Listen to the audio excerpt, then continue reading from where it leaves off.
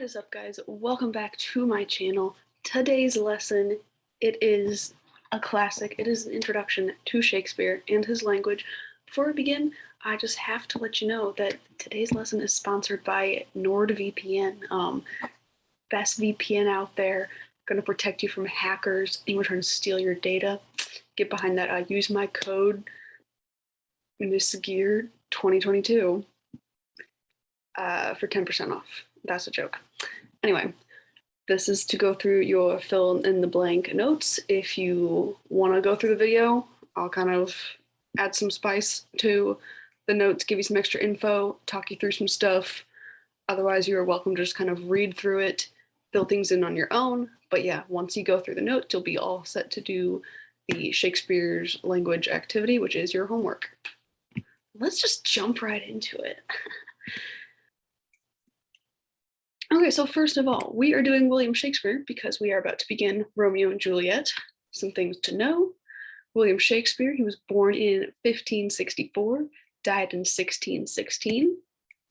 He wrote 37 plays in his lifetime, over 150 sonnets, which is just a certain type of poem. And there's a picture of him right there. So feel free as I'm going through. Just anything that is in bold, you're going to be filling in on your fill in the blank notes. All about Shakespeare. Pause it whenever you need to fill something in, and then you can move on. Oh yeah, so basically he was an actor, a poet, and a playwright, meaning that he wrote plays, which is what we will study, Romeo and Juliet, the play.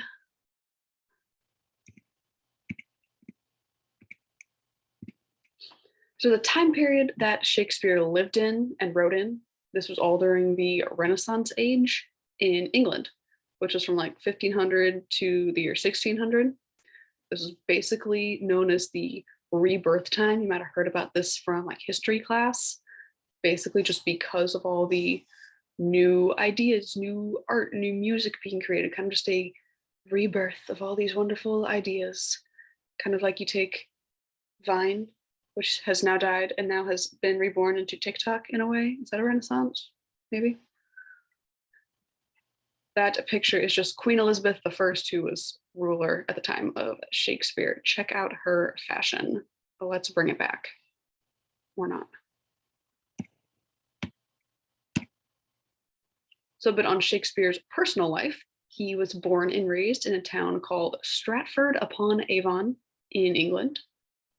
He married a lady named Anne Hathaway, not like the actress in Princess Diaries, different Anne Hathaway. They got married in 1582, so that means she was 26, okay? He was 18. He's an adult, all good, a little weird, but you know. They did have 3 children together. I don't really know a lot about his children, except that their names were Susanna, Hamnet, and Judith. He wrote a play called Hamlet. I don't know if it's named after his son. What do you like nickname someone named Hamnet? You call him like Hammy? I don't know. But yeah, those are his kids. And that picture is a sketch of his wife, Anne. Pause if you need to fill anything in. We moving on. A little more personal life stuff. There were a couple years of Shakespeare's life they call the lost years because we kind of lost track of him. Don't know what Shakespeare was up to. Just that he moved to London during this time, like left his family, went to London. And this was kind of the time when he wrote a lot of his plays. But then kind of retired, came back to his hometown, Stratford, around 1610, kind of near the end of his life, because then he died in 1616 at age 52 in Stratford. From everything I saw, you know, people are like, oh, that's pretty young to die. Definitely life expectancies weren't as long. It may have been that he died because of onto like a virus, like a fever going around. That was one theory I read, but it's not totally clear. This famous guy, and we don't quite know. Pause if you need to fill anything in.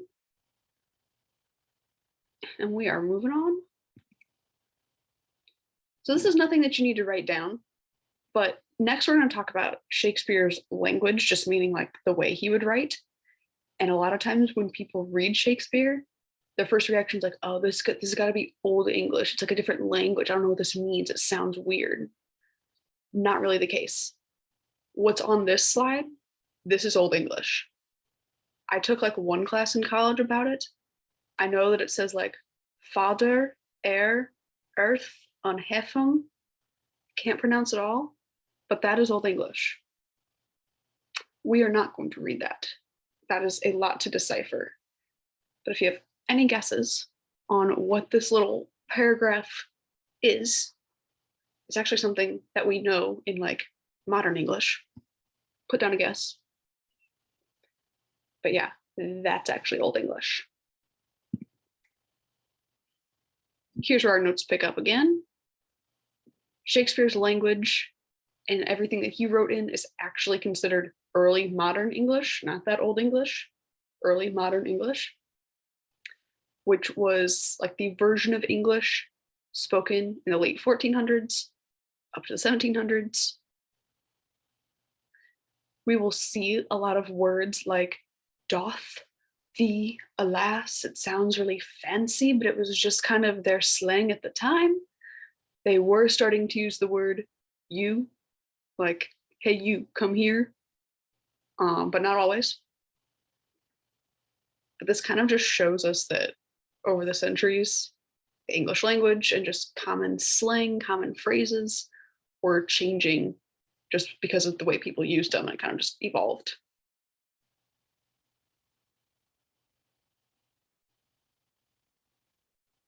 Giving you a minute if you're writing things down, pause if you need. So these are some phrases that Shakespeare actually like invented or made popular through his writing. And we still use these, maybe not all the time, but they're things it's like, oh yeah, I've heard these before. So the phrase like break the ice, like when things are awkward, you have to break the ice. Catch a cold, when someone's like, oh, I'm sick, I caught a cold. Maybe your grandma was like, oh, you guys eat so much, you're gonna eat me out of house and home. Shakespeare phrase. If someone has a heart of gold, super nice, Shakespeare phrase. In a pickle, you heard those commercials. I'm in a pickle, you can drive for a nickel. Shakespeare made that up. Well, the pickle part. A wild goose chase, kill him with kindness, love is blind. Not like the hit reality Netflix show. Is that still on? To thine own self be true, too much of a good thing. These are all phrases that he came up with. So all I'm asking you on the fill in the blank is just write down like 5 that are interesting or that you'd heard of so that you can kind of remember some examples. It'll help you on the activity later. Go ahead, you can write them down. I'm just drinking some Celsius. All right, moving on. These phrases and words. These we don't really use anymore. At least I don't think we do. Haven't heard them. But these are all important to know because they will come up in Romeo and Juliet. My plan is to kind of make everybody a little like cheat sheet of kind of like quick translations of these certain phrases. But go ahead and fill in the ones that are missing and I'll read through them also. So we'll see the words like alas, which means an exclamation of sorrow, pity, like, oh, alas, he is sick. Anon means at another time, or again, like, oh, I will see you anon. I is always, ever, also. I know we go like, hey, what's up? This is more like I. If they say doth or dost, it just means do. Fie means for shame, like, oh, fie, you've done something bad. Okay, yes, fortnight is on this list, but it means 2 weeks, 14 nights. Different fortnight, spelled different. If they say hast or hath, it means have. Hence means from this place, like get hence from here, get away from this place. Hie is hurry, and then hither is toward. Ooh, I will come hither. I will come towards you. I don't know why I make it sound fancy when I say it. I just have to do it that way. Here's the rest of the list. A faith is like in faith, like in good faith. It's kind of shortened it. Not means nothing. Like, oh, you did that for naught. You did it for nothing.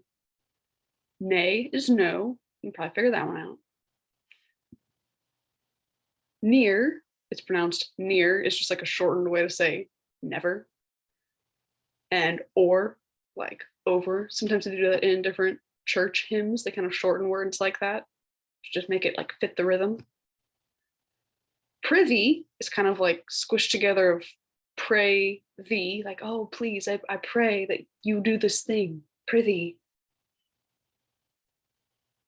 Thee or thou, those are kind of the older versions of saying you. Tis, you can kind of figure that one out. It is, tis. Twixt, I like, because it reminds me of the candy bar, but it means between. This secret is twixt you and me, between you and me. Confusing one, wherefore actually means why. That'll be very important in one scene where Juliet says, wherefore art thou Romeo? And she's actually like, why do you have to be Romeo? It's a whole thing. We can nerd out over it. Whither means to what place. Wield means to handle, like I will wield a sword. Wilt just means will. And withal means by this, like with all this ring, I marry you. Amen. I do. Yes. There we go. Fill in these. Are you entertained? I hope so.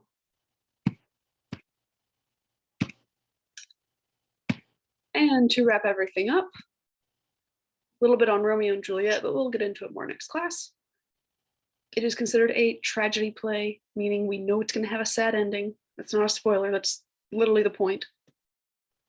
But it's going to tell the story of two teenagers from rival families who just risk everything for love. Like these guys are 13, 15 years old, like your age, and they do all this crazy stuff. Basically, the point of it is Shakespeare's trying to show like which is stronger, the love that these kids have or like the hate between their families. So we'll see how it plays out. You kind of get to decide by the end which one out, love or hate.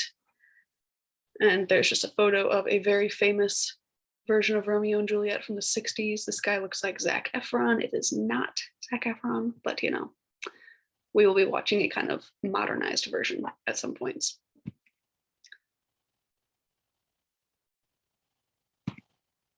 But that wraps up the notes portion here.